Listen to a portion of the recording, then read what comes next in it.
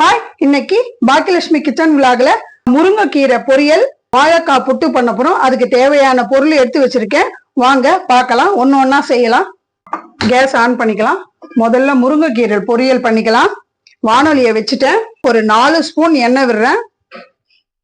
தாளிக்கிறதுக்கு 1 ஸ்பூன் கடுகு, 1 ஸ்பூன் உளுத்தம்பருப்பு, 1 ஸ்பூன் சீரகம் போட்டிருக்கேன். இது உளுத்தம்பருப்பு கொஞ்சம் நிறைய போட்டோம்னா நல்லா இருக்கும். இது நல்லா பொரிஞ்சு வரட்டும். 2 பெரிய வெங்காயம் பொடி பொடியா கட் பண்ணி முருங்கைக்கீரை பொரியலுக்கு இதுல சேர்த்துக்கிறேன். நம்ம முருங்கைக்கீரை பொரியலுக்கு வெங்காயமும் பூண்டும் நிறைய போட்டு செஞ்சோம்னா ரொம்ப நல்லா இருக்கும். பருப்பு போட்டும் இந்த முருங்கைக்கீரை பொரியலை பண்ணலாம், அது நல்லா இருக்கும். அதுவும் இன்னும் நல்லா இருக்கும். இப்ப பாருங்க, ஒரு 20 பல்லு பூண்டு பொடியா கட் பண்ணி இத சேர்த்துக்கிறேன். பாருங்க, இதையும் நல்லா நம்ம வதக்கிக்கலாம். பூண்டுலாம் போட்டா ரொம்ப நல்லது. இப்ப இதுலயே உப்பும் சேர்த்துக்கலாம். 1/2 ஸ்பூன் உப்பு தான் போட்டிருக்கேன். வெங்காயத்தையும் பூண்டையும் நல்லா வதக்கிக்கலாம். ஏன்னா கீரை போடும் போது ரொம்ப வதக்க கூடாது, கசப்பு தன்மை வந்துடும். அதனால நான் வெங்காயத்தையும் பூண்டையும் சிம்மில் வச்சே நல்லா வதக்கிக்கிறேன். பாருங்க, இது நல்லா வதங்கிடுச்சு. இப்போ முருங்கைக்கீரையை அலசி வச்சிருக்கேன். இதுல நான் சேர்த்துக்கிறேன். தண்ணி இல்லாம இருக்கணும். இதுலயே உப்பு இருக்கிறதால நல்லா இப்படி பரட்டிக்கங்க. வெங்காயம் எல்லாம் மேல வர நல்லா வதங்கிடும். சிம்மில் வைங்க. ஆன்ல வச்சிங்கன்னா அடி ஓட்டிடும் எப்பயுமே கீரை நம்ம பொரியல் பண்ணும் போது.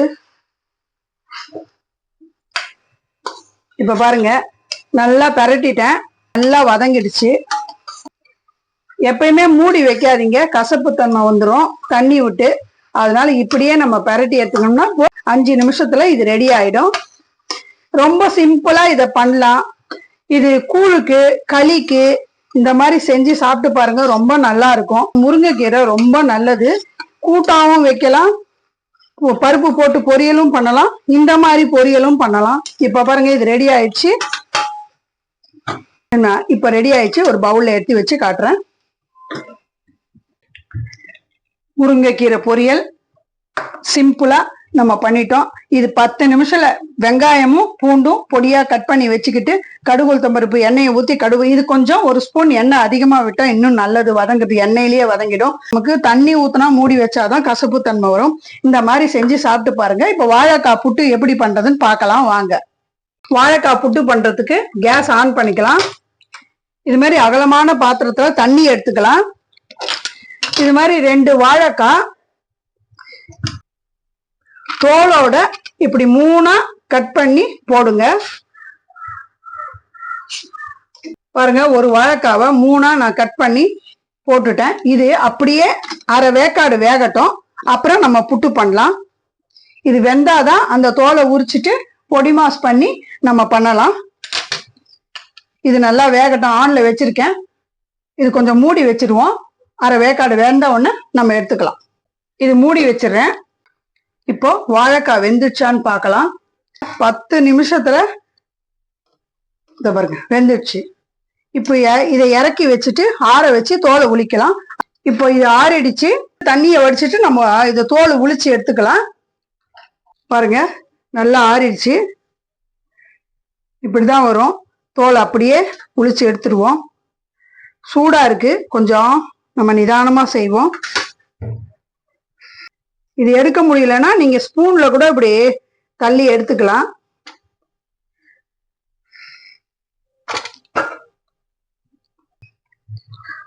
இதை வச்சு நீங்க இப்படி அழுத்தி பண்ணீங்கன்னா பொடி ஆயிடும். ரொம்ப மாவா பண்ணாதீங்க. இது போதும். இப்ப கையிலேயே கொஞ்சம் பண்ணிக்கலாம். பாருங்க, இப்ப இதெல்லாம் இப்படியே பொடி பொடி ஆயிடுச்சா. இப்ப இதை தாளிச்சு நம்ம தேங்காய் போட்டு பொரியல் பண்ணிக்கலாம். வாழைக்காய் புட்டுக்கு தாளிச்சுக்கலாம் வாங்க. இது பொடி மாசுன்னு கூட சொல்லலாம். இதுக்கும் ஒரு 4 ஸ்பூன் எண்ணெய் விடுறேன். 1 ஸ்பூன் கடுகு, 1 ஸ்பூன் உளுத்தம்பருப்பு, 1/2 ஸ்பூன் சீரகம், ஒரு சிட்டிகை சோம்பு போட்டிருக்கேன். இதுக்கும் பெரிய வெங்காயமா 2 பொடியா கட் பண்ணி எடுத்து வச்சிருக்கேன். அதோட சேர்த்து 2 பச்சை மிளகாவும் கருவேப்பிலையும் இதுல சேர்த்துக்கிறேன் பாருங்க. இதுவும் ஒரு 20 பல்லு பூண்டு பொடியா கட் பண்ணி இதுல வச்சிருக்கேன், அதையே சேர்த்துக்கிறேன். நாங்க இதுக்கு பெருங்காயம் போட மாட்டோம், பூண்டு போட்டிருக்கேன். இதுக்கும் சால்ட் உப்பு, இதுக்கெல்லாம் சால்ட் தான் போடணும், அதனாலதான் இதுவும் 1/2 ஸ்பூன் போட்டுக்கிறேன். உங்களுக்கு தேவையானாலும் நீங்க போட்டுக்கங்க, எனக்கு 1/2 ஸ்பூன் போதும். வாழைக்காய்க்கோசரம் இஞ்சி பூண்டு பேஸ்ட் நான் தனியா அரைச்சி வச்சேன், அதையும் இதுல சேர்த்துக்கிறேன். கொஞ்சம் நான் ரொம்ப போடல, ஒரு சிட்டிகை தான் போட்டிருக்கேன், அது கொஞ்சம் நல்லா கலரா இருக்கும், அதனாலதான். இதுவும் நல்லா வதங்கிடுச்சு. வாழைக்காய் பொடி மாசையும் இதுல இப்படியே உதுத்து விட்டுக்கோங்க. இதுவும் நல்லா இப்படி பரட்டி எடுத்துக்கலாம். இது சிம்மிலேயே வச்சு செய்யுங்க, ரொம்ப அடி ஒட்டுற மாதிரி பண்ணிடாதீங்க. இது கூட இப்போ நான் தேங்காய் போட்டு இதுல பரட்ட போறேன். தேங்காய் பூ துருவி வச்சிருக்கேன், அதையும் இதுல சேர்த்துக்கிறேன். இது மாதிரி செஞ்சு சாப்பிட்டு பாருங்க, ரொம்ப நல்லா இருக்கும்.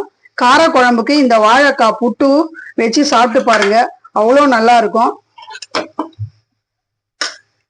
இன்னைக்கு முருங்கைக்கீரை பொரியலும் வாழைக்காய் புட்டும் தான் நான் எங்க வீட்டுல பண்ணியிருக்கேன். இப்ப பாருங்க, வாழைக்காய் புட்டு ரெடி ஆயிடுச்சு. உதிரி உதிரியாவும் இருக்கு, நல்லா இருக்கு. இப்ப முருங்கைக்கீரையும் வாழைக்காவும் வச்சு நம்ம சாப்பிடலாம். இப்ப இது ரெண்டும் ரெடி ஆயிடுச்சு. இந்த வீடியோ உங்களுக்கு பிடிச்சிருந்தா பாக்கியலட்சுமி கிச்சன் விளாக்கு லைக் பண்ணுங்க, ஷேர் பண்ணுங்க, கமெண்ட் பண்ணுங்க, சப்ஸ்கிரைப் பண்ணுங்க. பாய். கமெண்ட்ல சொல்லுங்க, இந்த மாதிரி நீங்களும் செஞ்சு சாப்பிட்டு பாருங்க.